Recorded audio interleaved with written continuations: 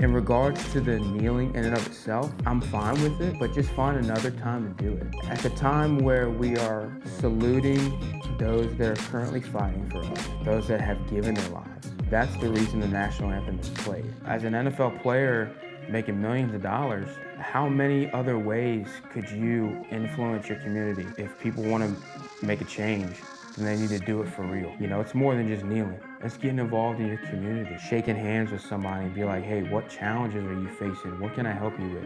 Just kneeling down during the national anthem is not going to cut it. Welcome to Reaching Out. I'm your host, Zack Carter. Please join me as I speak with a diverse group of people to find out their thoughts on religion, politics, and culture. Well, welcome everyone to Reaching Out. I hope your week has been going well so far. Today we've got an awesome, special, super duper great guest. His name is Kris Fugate. And I brought in Kris today. He fought in the war in Afghanistan. So we're going to be talking about his experiences there. What's hilarious is I totally forgot today's Veterans Day and did not plan on having this conversation during Veterans Day, but then I was like, oh, this worked out perfectly. So we're going to pretend like I planned this, but do you want to say hi to everyone? What's going on, everybody? Yeah, man. So let's get started. Tell us a little about yourself. Just, where you grew up, how did you become the man you are today? Sure. Yeah. Born and raised here in Midlothian. Actually grew up in Woodlake for most of my childhood. Went to Bailey Bridge, Manchester High School, and then graduated from James River my senior year. Joined the Army when I was 18. Okay. And I originally just, joined up to, kind of pay for school because I wasn't really sure what I wanted to do. But shortly after that, I realized I did not want to be in school. Yeah, okay. Which was fine with me. My unit got activated for Afghanistan in 2008. Came back 2009. Continued to serve until my contract was up in 2012. Okay. Got out, met Kirsten just before I got out. Kirsten is my wife. Your wife? Yeah. Perfect. Yep. Oh. And I guess, been working here since and got 2 boys now and all grown up. And we were talking earlier, one of them's, you said one of them's foster kid? That's right. Yeah. Why'd y'all make the decision to do that? So when Kirsten and I first met, we had both, had a shared interest and desire in adopting. And I think we were both kind of on the same page as far as doing it first. We never wanted our adopted kid or kids to feel like they were less just because they didn't come from mommy. Yeah. And so our thinking was, well, if we adopt them first and then we have our own kids, they can always say, I was first. Mom and dad picked me. Yeah. And we got really lucky. We got into foster care beginning of last year. And August of last year, we received our first placement, a little 4-year-old, 3-year-old then, 4-year-old now, named Silas. And it's worked out in the sense that we are going to be able to adopt him and are going through the process for that right now. That's awesome. That's awesome, man. Yeah.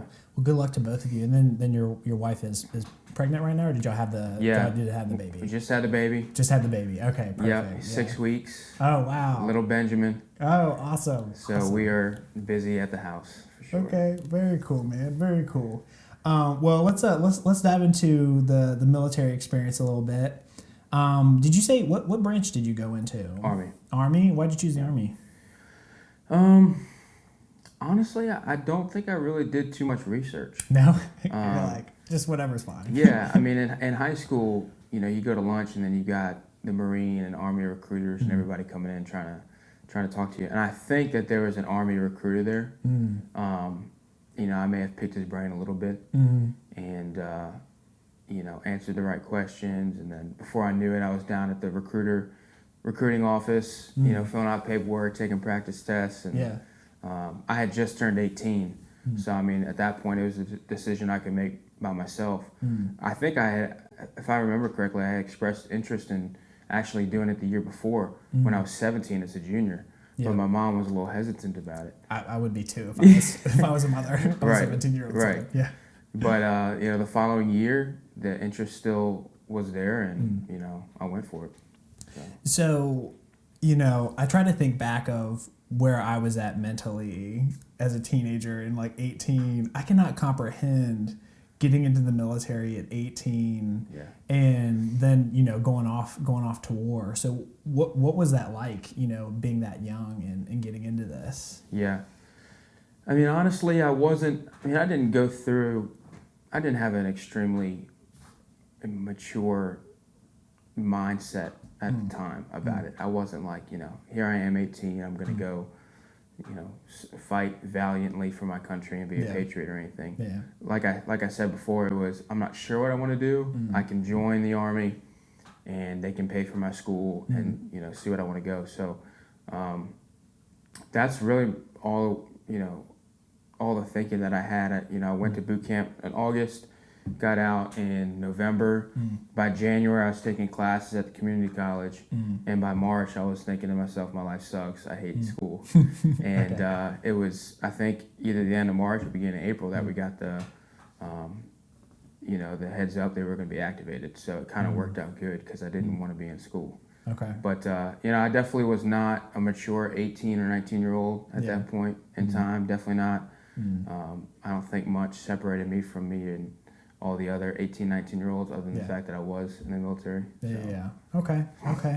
Well, so you guys get activated, and you're in I assume you flew over to Afghanistan, so you're in the plane. What's going through your mind as you're being deployed?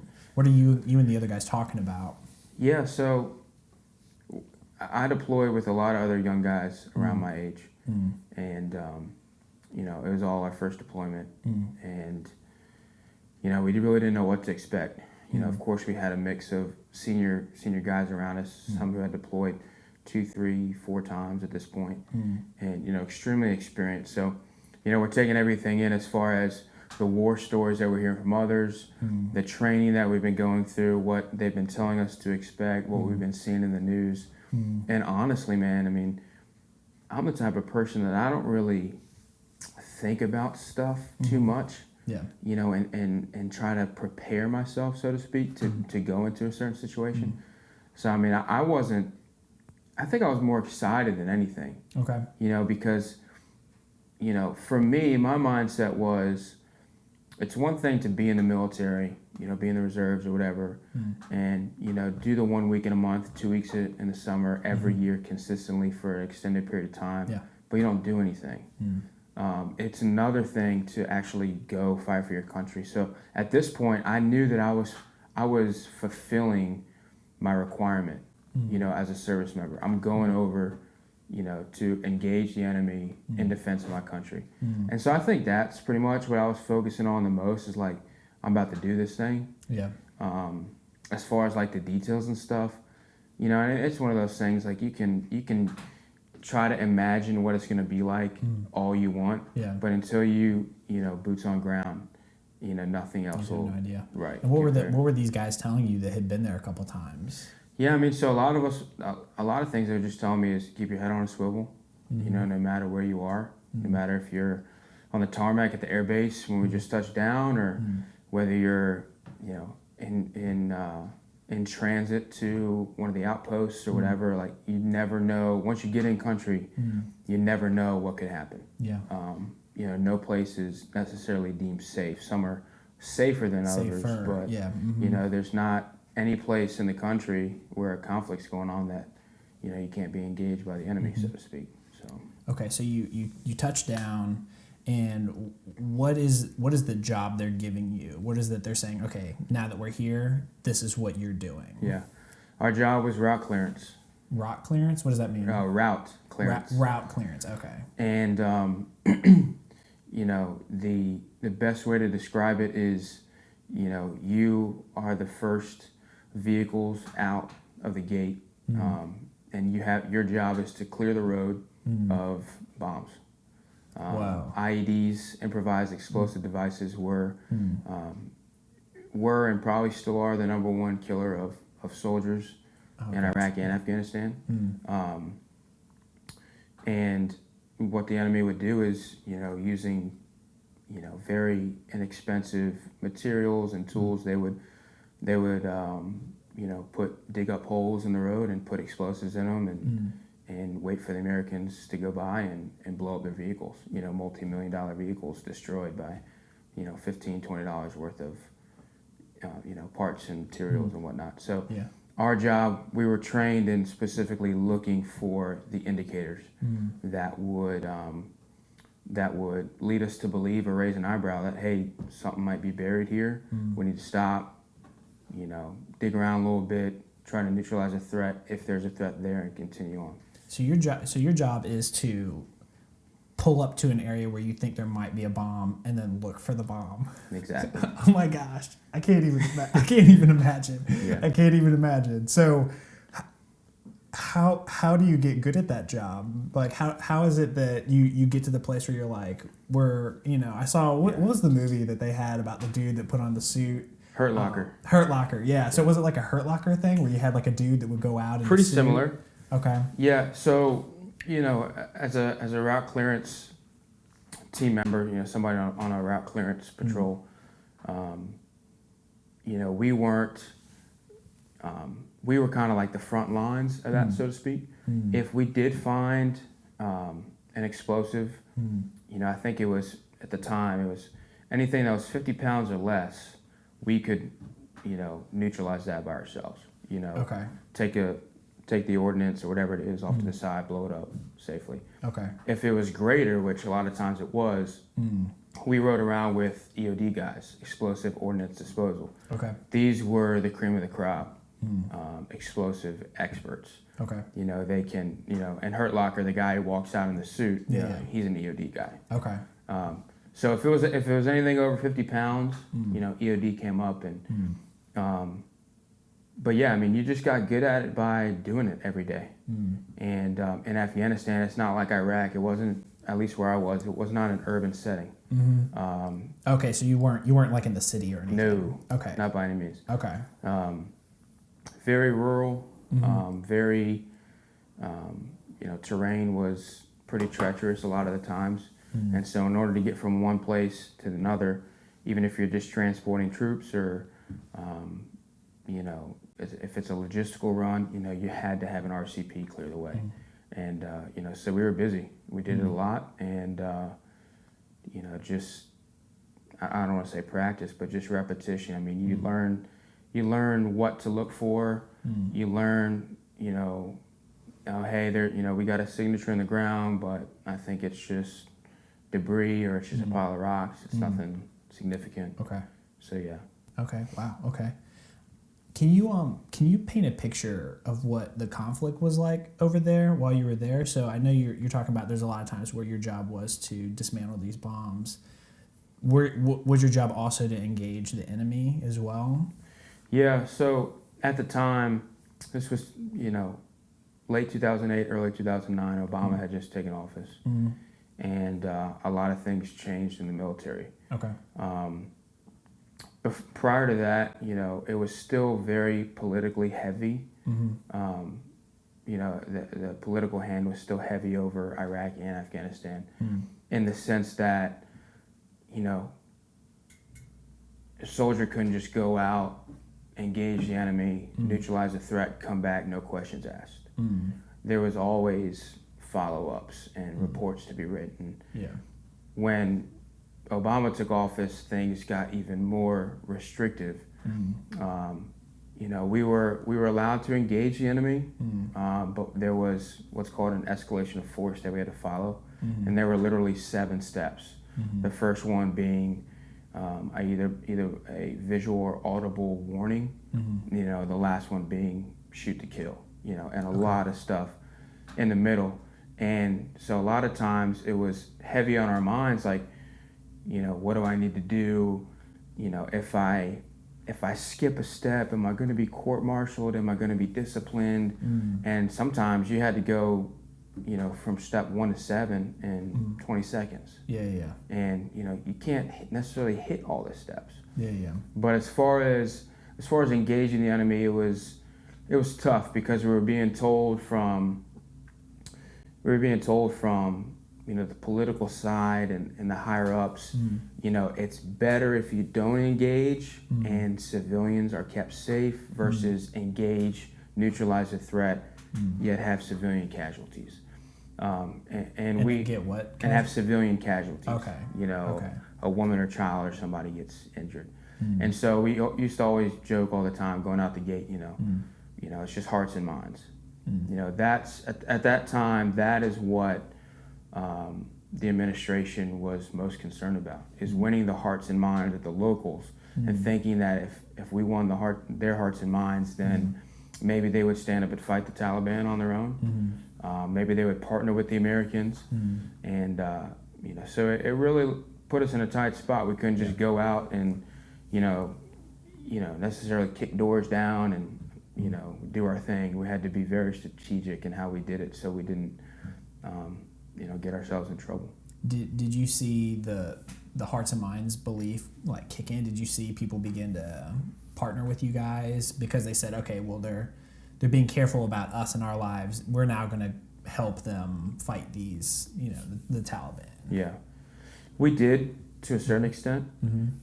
People always wanted to help us because they knew we weren't bad guys. Yeah, they knew we were there because people from their country and people associated with people from their country bombed our towers on 9/11. Yeah, so they knew why we were there.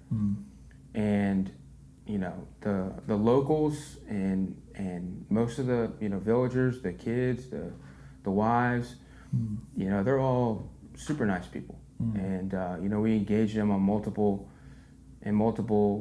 situations and offered hey, in exchange for information we can come help do this. And it wasn't always like a this for that scenario. We went out and we weren't going to be jerks to people just for no reason. But we always, as soon as we left, the Taliban would come in and they would say, if you help the Americans, we're going to kill your kids. Wow. If you help the Americans, if you tell them anything, we're gonna take away your husband or blow you up so it was a losing battle. Yeah. We went in to try to get information and help these people, but then the Taliban would just come back in and return. And what do you do if you're local and you have 6 kids? Should you be loyal to the Americans and risk your family's life? So it was a very difficult. The Hearts and Minds mission and campaign was a very difficult one because it felt like it was just this never-ending cycle of gaining their trust and then losing it. Yeah, because what are they going to do? Even if they do trust you and they do have a heart for you guys and say we believe that they're here for good reasons, right? Then the Taliban comes in and just wipes that all away. Exactly. Yeah. Right. What were you guys told was the reason? Because you said that some of you guys earlier, you were saying that you guys were watching the news a little bit and you guys were told by your official, the guys around you, the reasons you were going over and how to survive and everything. What were the reasons what was the main reasons that y'all were told, hey, this is why we're in Afghanistan, this is why we're fighting here, this is why it's important that we're doing what we're doing? So I think first and foremost is, people were dying by the dozens from IEDs. This is people in Afghanis, I guess would be the... Yeah, probably mainly, members of the military and coalition forces, people from other countries fighting under the same, for the same mission. But locals would also, get in the crosshairs, so to speak, and step on a landmine or whatever and hurt themselves. But at the time, route clearance was the most critical job in country because it neutralized the most deadly threat. So from a job-specific, mission-specific standpoint, we knew that going in, we were going to be busy. We were going to be mission critical. But I think as far as a bigger picture... Yeah, what's the bigger picture? I'm not even sure if we were necessarily given a bigger picture. We all knew we were there, because Osama bin Laden, was the mastermind behind 9/11, and he was either, hiding out somewhere in the country or Pakistan or something. And, we knew the bigger picture was, we got to find this guy. Yeah. And, the Taliban was, continuing to protect him and keep him under hiding. And Yeah. I think honestly, the bigger picture was probably get this guy. And like I said before, the hearts and minds was probably more the political campaign that was kind of interwoven in there. Okay. While we were, just in the day-to-day as we're interacting, win the hearts and minds of the people and whatnot. Okay, so you, what, were you guys also asked to search out the Taliban, find these forces and go in and try and keep them away from civilians and try to take back some of the land? Was that also why y'all were there? Not us necessarily. Not your group. Right, Yeah. right. Not us necessarily because, it was very, it wasn't as cut and dry as people may think. I mean, when you're over there, you don't know who's the enemy. We're the only ones wearing uniforms. Yeah. The Taliban doesn't. So you can be in a local bazaar with,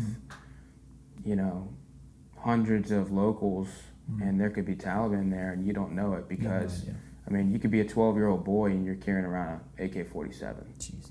Yeah. So you don't, just because you have an AK-47 doesn't mean you're Taliban. Just because you're, covered up head to toe doesn't mean you're Taliban. Just because you're, riding on the back of a motorcycle or in a, a white Toyota Camry or Toyota Corolla doesn't mean you're Taliban. So we didn't really know who was the enemy. Yeah. Unless we saw you putting something in the road and driving away from it, Yeah. or unless you were shooting at us. Yeah.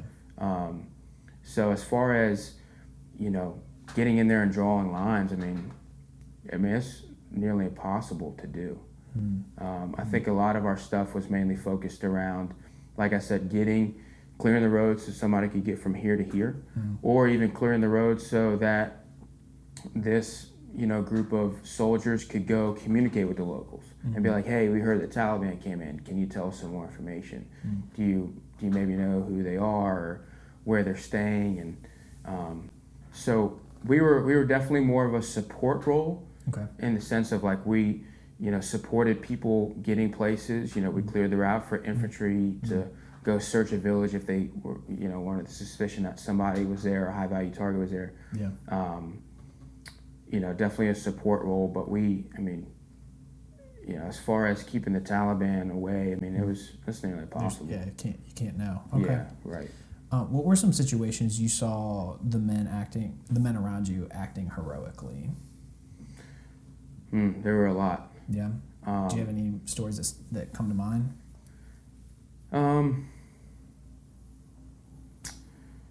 I think the one that comes to mind the most, we had, out of my whole battalion that was there, we had, I want to say maybe 9 or 10 different RCPs, and each one had about 22 to 26 guys on it. And the RCPs are the guys that dismantle the bombs? Yeah, RCP just stands for Route Clearance Platoon, Okay. Route Clearance Patrol. And they're the ones that, go out. They've got a convoy of 8 to 10 trucks, and they're spread out and they're clearing the route. Everybody's looking and scanning. But one of our fellow route clearance patrols, they got into what we would refer to as a complex attack, in which as soon as the IED went off, gunfire then erupted too, from either sides. And they were really in the thick of things. Took some serious damage to a lot of their trucks and vehicles. One of their gunners, I won't mention his name, but he got pretty wounded while he was up in the turret, but he didn't stop firing. This guy's, bleeding out pretty good, and he just stayed up there as long as he could, and he literally fell out of the turret down into the truck, just passed out because he had lost so much blood. And he was later awarded a Silver Star. Wow. For his actions there. But, that probably sticks out the most just because, he didn't give up. He didn't surrender. Yeah. But we had a lot of guys, just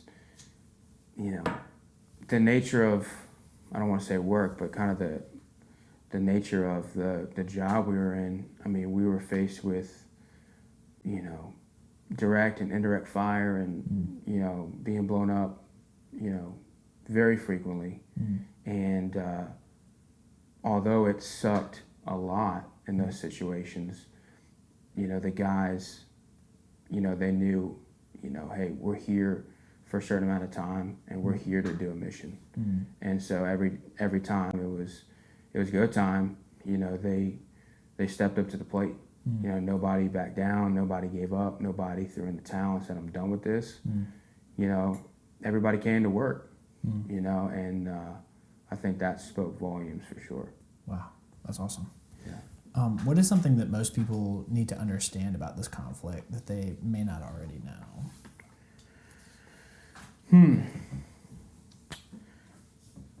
I think it gets tricky even for me trying to wrap my mind around it because, next year will be 10 years since I was actually in country, and I'm sure a lot has changed. But yeah. I think most people need to realize that conflict in the Middle East has been going on for hundreds of years. You want to talk Sunnis and Shiites, I mean, they've been fighting for a long time, in Iraq, in Afghanistan. But I think what most people probably don't realize is when it comes to terrorism, you've got ISIS and Al Qaeda and the Taliban and all these other groups. It's worldwide. It's not localized to Iraq or Afghanistan or Syria or Pakistan or whatever. And I think ISIS is probably raising the awareness of that. Different wannabe ISIS heroes popping up all over the map. But in my opinion, you can fight terrorism, but it's not going to end. Yeah. You cut off the head, and somebody else is going to step up to the plate. And so that's kind of, it's a tough pill to swallow because I understand, that the conflict is there. People are being injured. The locals in Afghanistan are being harassed by the Taliban and injured, and somebody has to protect them. But at the same time, I think to myself, at what cost? Are we going over there to engage in a campaign that hopefully will have an end? Or are we going over there, to engage in a campaign that will just continue to keep happening? I mean, 2017, we've been there for over 16 years now. It's the longest war in history for the United States. Yeah. So you got to ask yourself, why are we still there? What has changed? We've lost thousands of soldiers in Iraq and Afghanistan. And like I said, I mean, I won't say that both campaigns are didn't need to happen, but I think you got to step back and be like, at what cost? Yeah. Because the cost of a life is priceless. And I mean, have we seen results from the lives that we've lost? So it's really tough. Yeah. One of the things I was curious if you'd be able to comment on is that you were saying that you came in right as President Obama took office. Have you seen a difference in the styles between Bush, Obama, and Trump? And Trump has even this summer, I believe, said he was going to increase the troops going over to Afghanistan. Have you seen a difference? Is there one leadership style that you say this seemed like it was working the best, or is that not something you would be able to comment on? No, for sure.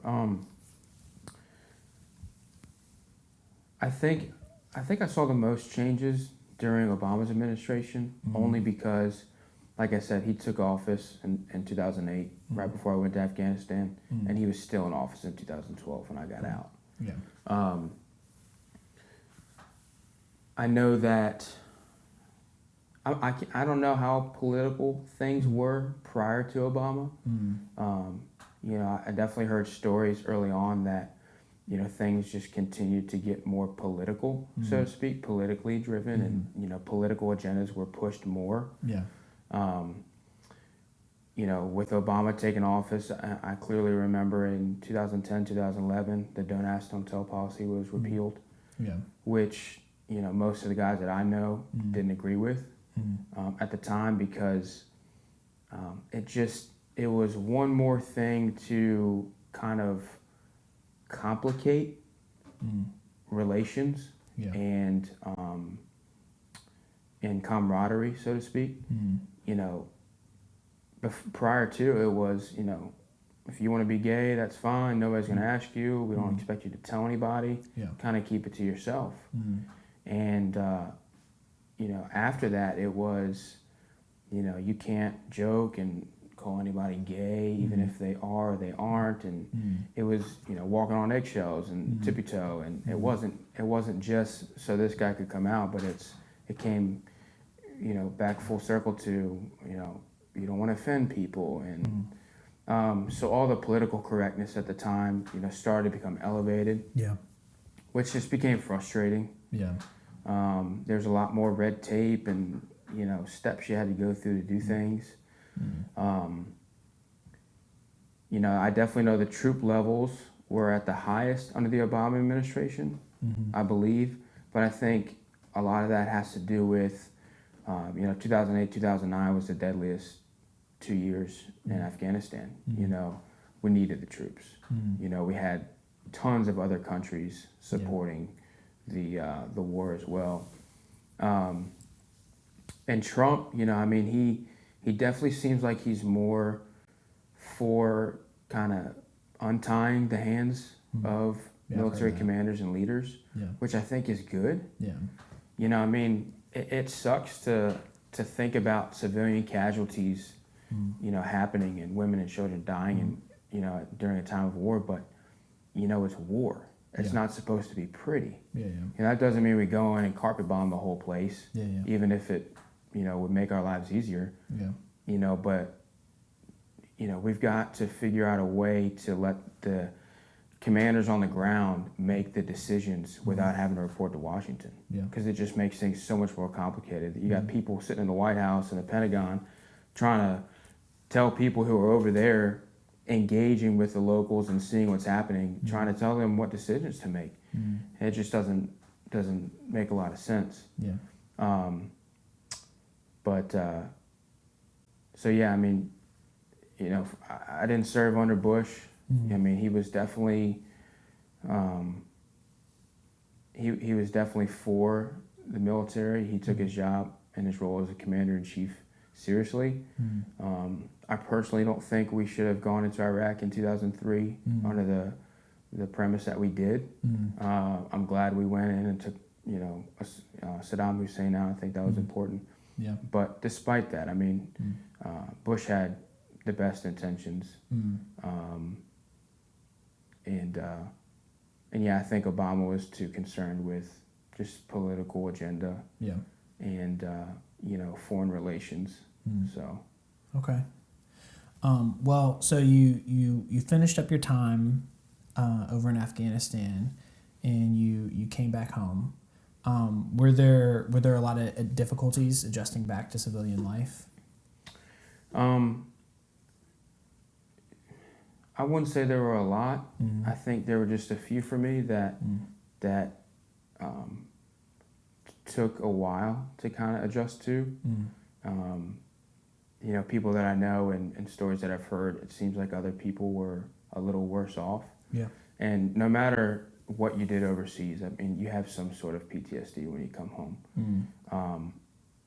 But for me, definitely just being around loud noises was definitely a trigger. I remember going to church with my sister soon after I got back, and I heard the drums.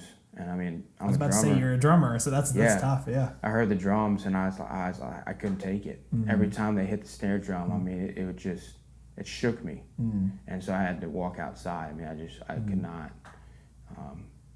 I just couldn't handle it. And that took a little while. I think another thing was just knowing how to interact with people, you know, because over there you're on mission all the time. Yeah.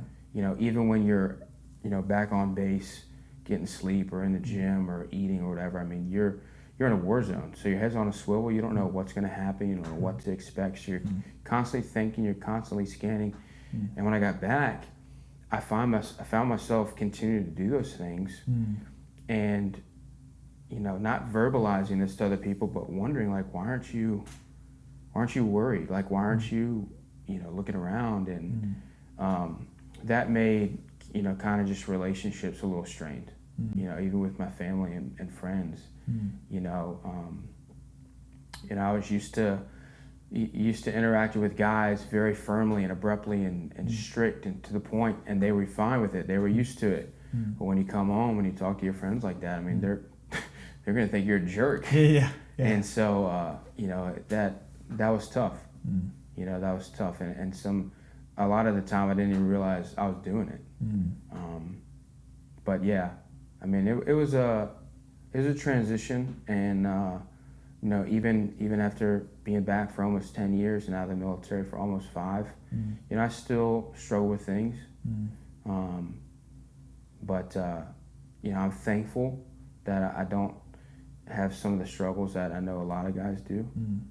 You know, I'm very, very thankful and blessed in that sense. That's awesome. What have been some things that have kind of helped you cope with being back and cope with some of the things you saw over there? Yeah. I think honestly, probably first and foremost was just my faith. Okay. You know, before I went overseas, I you know, been in the church my whole life, but I wouldn't have said that I was a Christian. Yeah. I don't think I got quote unquote saved until 2011. Yeah. Which was, you know, 2-3 years after deploying, and I think it was then that it really helped me kind of maybe shift my focus, because I could shift my focus off myself and my struggles and the things that were haunting me, so to speak, and just look to God, you know, as everyday strength, you know, and my source of joy, because it's no longer me who needed to make myself happy. Yeah. It came from God. And that really took a lot of pressure off me, for sure, and helped a whole lot. That's awesome. Yeah. That's awesome. As a whole, as you've been back, how do you feel like our country treats its veterans? Do you think we're mostly positive to our veterans? Do you think there's some hatred or anger towards the veterans? How do you feel? How have you felt since you've been back? I haven't felt anything but respect. Yeah, that's awesome. You know, any time that I had come back on leave or something and I was in uniform, I was always thanked multiple times, walking up and down the street, in restaurants.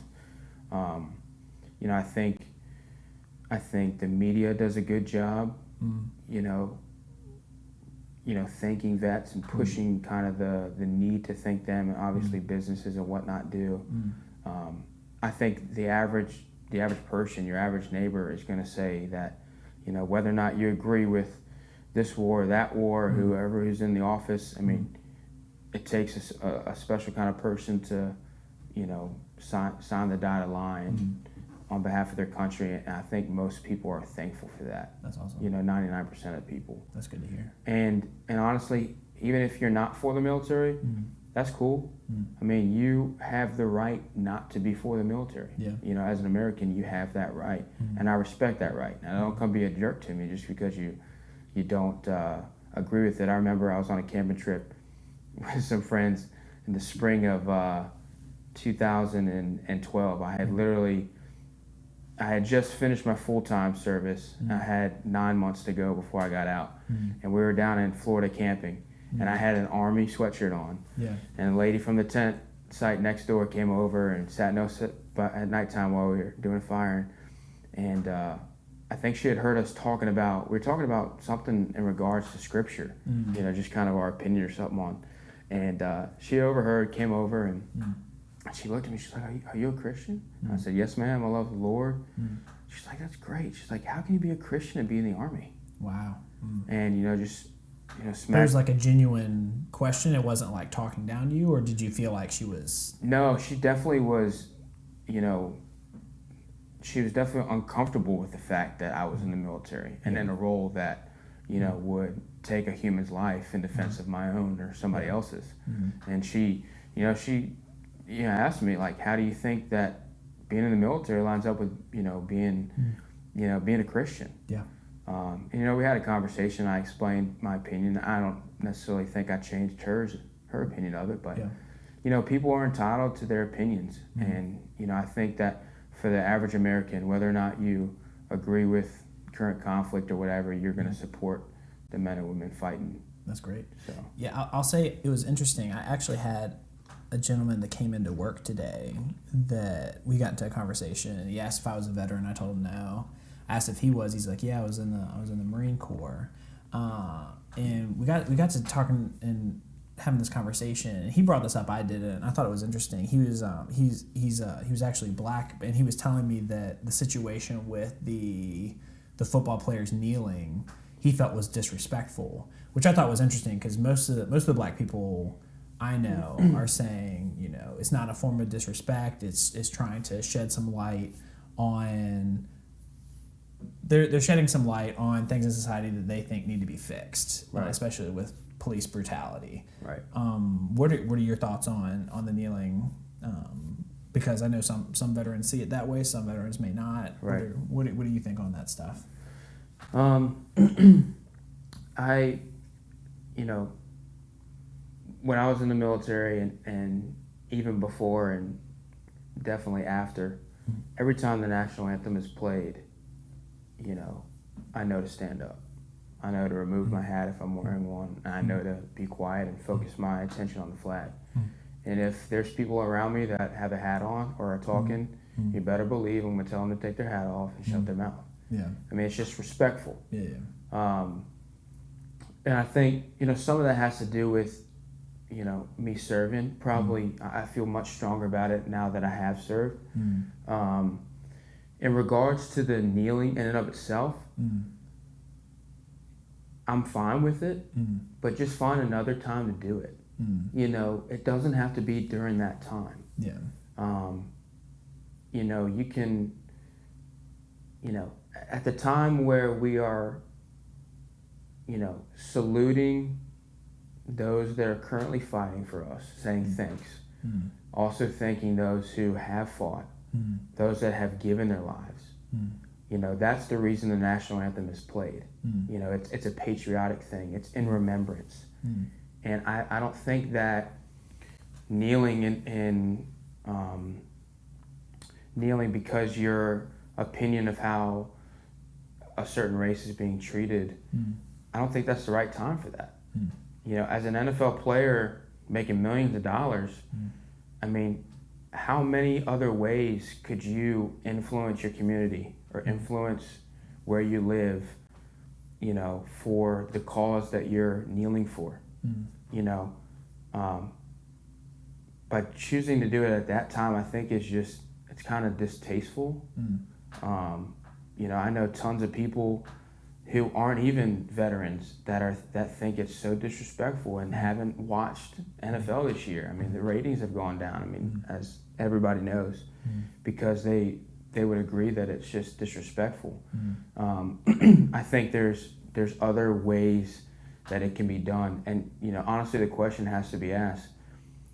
By all these people kneeling and some continuing to kneel during the national anthem, what has changed? Do statistics show that police brutality against blacks has gone down, or has violence in the black communities decreased, or just violence in general decreased? And I don't think it has. I think that if people want to make a change, then they need to do it for real. It's more than just kneeling. It's getting involved in your community. Speaking into somebody's life. Going out there, shaking hands with somebody and be like, hey, what challenges are you facing? What can I help you with? What can I do with my $15 million that I'm going to make this year and make a difference in your life? Because just kneeling down during the national anthem is not going to cut it. will it maybe raise awareness for other people? Maybe. But I mean, look at the statistics. Is it showing that it's working? Sure. So yeah, I think it's good. I think the kneeling, is okay. And definitely they have a right to do so. But I think during the national anthem is just not the right time to do it. And I was even telling somebody the other day, like, you'll see some of the players in the NFL or the NBA, they'll have their hand over the heart, or they'll sing, and it's like, nobody's asking you to sing or salute or put your hand over your heart, but just stand. You can have your eyes open looking around or put your head down or whatever you want to do because you don't agree with it, but just have the decency to stand. Because there's men and women who served in the military that have no more legs and they can't stand. So just I think it's, people don't need to be selfish when it comes to putting forth their political beliefs and their what they want to see happen. Interesting. Okay. Last question, and then we're going to do the bonus interview section. We'll have a little fun. What advice would you give to someone enlisting into the military or someone who has a family member that's about to enlist? So I would definitely do your research. So unlike you. Exactly. Definitely more than just what you read online, and certainly more than whatever your recruiter tells you, because he's just going to want to he's going to tell you anything you want to hear to put your name on the dotted line. But seriously think about what you may want. And if you want to be one of these guys who goes into the Marines or the Army to be an infantry guy, to be all rah-rah, Billy, bad, go for it. If that's what you want to do, but you got to think about long-term. You can go into the military and obtain some pretty specialized technical skills that you do for 6-8 years and come out and you can get any job you want, all because you were strategic about it. If I could go back and kind of change my job, I most definitely would, because there's not really much that I can do in the civilian world with, a route clearance, bullet point on my resume. Nobody's looking for, whole street to be cleared of bombs right now. So my advice would definitely be think about your future. Think about more than what you see right now. As a young person, you've got your whole life ahead of you, but how awesome would it be to lay a great foundation for yourself now? You can join the military, do your time if that's what you want to do, but set yourself up for the future.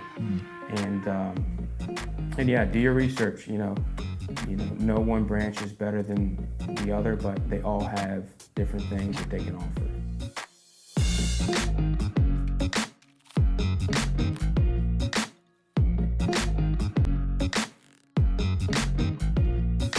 Well, look at the hard part.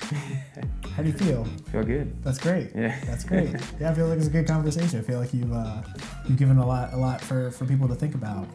Well, let's do the bonus interview section. All right. Have some fun. Okay. All right. Bonus interview section. What high-level job do you think you could lie your way into with no experience and no one would notice? Lie my way into. Yeah, you would lie your way into, and no one would notice that you don't have any experience. I definitely think I could put on a policeman's uniform. Yeah. And start telling people what to do. Yeah. Whether it be in a like a riot situation, telling people to clear out or whatever. I don't know. I feel like I know enough about kind of the laws and what's supposed to happen. Maybe I could do a traffic stop. Yeah. And kind of act it out pretty good, but I think I can get by with that. Okay, I would believe it. I would believe it. If you could live the life of any fictional character, which character would it be? That's a tough one. Yeah. Fictional character. I don't know. The first person that came to mind was Hercules. Hercules. Why Hercules? I just think it'd be cool to be super strong and be able to smash anything. Well, you're pretty much there already. I mean, you're like working out 4 or 5 times a day. Right. I don't know. I think Hercules would be pretty cool. You could nobody could really stand against you. Yeah, hey, there you go. There you go. I was trying to think. For me, it's between two characters, either Bond or Spider-Man. I'm like torn. I can see that. I'm torn between Bond and Spider-Man. Right. Yeah. So either one for me. If I could be either of those characters, it'd be awesome.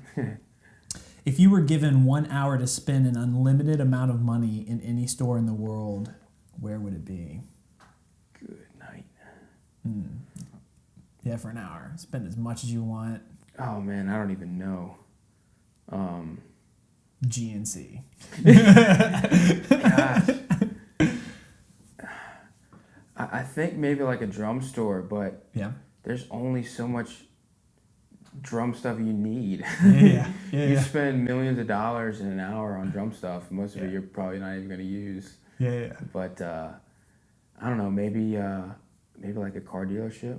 A car dealership. Yeah, get like a Interesting. sweet jacked up truck and just put everything I can think of on it. Yeah. Lift it, And rims. you could just buy a bunch of different cars. You just buy pick a couple different, have backups. Yeah. That's Probably awesome. that, yeah. Okay. Very cool. If you could uninvent one thing in the world so that it would no longer exist, what would you choose? Yoga pants. Yoga pants. Yeah. Why yoga pants? Every man knows why. They are the best, worst thing to ever happen to men. I mean, they're awesome on your wife or your girlfriend. Yeah. On everybody else, it's just a distraction. It's a distraction, especially if you're like trying to like love your wife and, Exactly. and not be staring at other Exactly. women. And Okay. you mean teenage girls wear them these days? I mean, Yeah. thank God teenage girls didn't wear them when I was in high school. I had Yeah. enough trouble then as it is. Yeah. But oh my goodness, I think yoga pants. Yoga pants. Would you rather? This is the last one. Would you rather spend? Actually, it's not the last one. I'm lying. I have one more. Would you rather spend the rest of your life alone or always be surrounded by annoying people?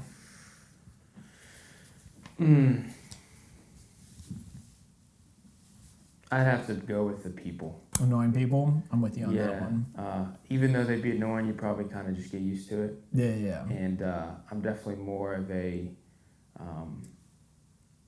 outgoing person. You know, I do gain some strength most of the time from being around people and conversing with others and interacting with other people. It would suck, being with at first, but I think you would get used to it, and you would kind of learn to just accept them for the annoying person that they are. Definitely wouldn't want to be alone though. Okay. What childish thing do you still enjoy?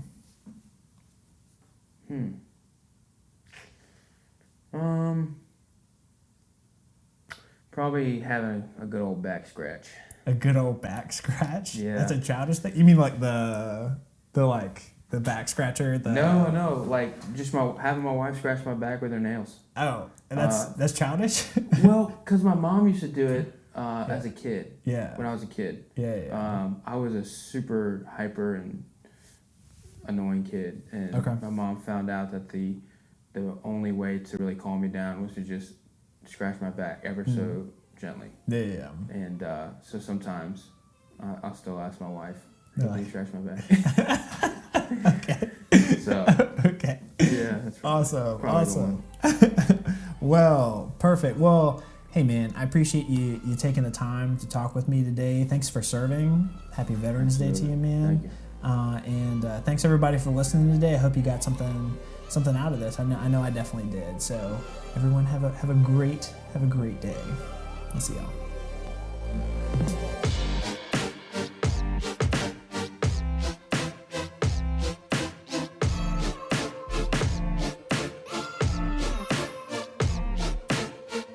Hey everyone, thanks again for joining us at another episode of Reaching Out with Zack Carter. I know right now what you're thinking is, man, I haven't done my good deed for the day. Well, let me tell you how you can do that. If you want to have that good deed for the day, you'd head on over to our Facebook page at Reaching Out with Zack Carter, and you'd give us a like. You would then, knowing that wasn't quite enough, you would head over to our iTunes page and you would give us 5 stars and leave a review telling everyone how amazing we are. And yet, even that, in your heart, and in your soul, knowing that there's that void that has still not quite been filled, you would then go to your friends and your family and even the coworkers you may or may not like, and you would tell them about how amazing reaching out is. That's all. That's all you need to do to make happiness happen in your life. Really, that's it. That's all you got to do. You're welcome. This has been a message from your friends at Reaching Out with Zack Carter.